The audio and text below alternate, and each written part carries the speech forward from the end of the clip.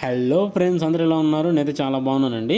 ఈరోజు వచ్చేసి మీకు చూపిస్తున్నాను కదా, ఏంటంటే సింపుల్గా బాలయ్య మటన్ షాప్ దగ్గర నుండి వెళ్తున్నానండి. వెళ్తుంటే లాస్ట్లో అట్లాగే ఉందండి కొంచెం లెగ్ పీస్.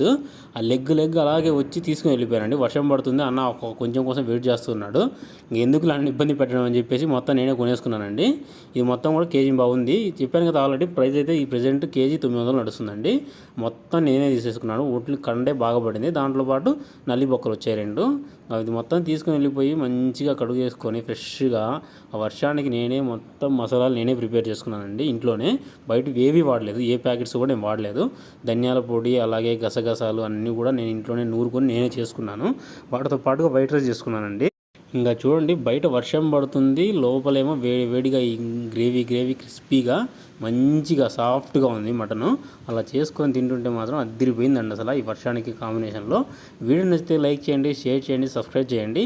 నియరెస్ట్ ఇక్కడ ఎవరైనా ఉన్న వాళ్ళైతే షాప్లో ఖచ్చితంగా ట్రై చేయండి.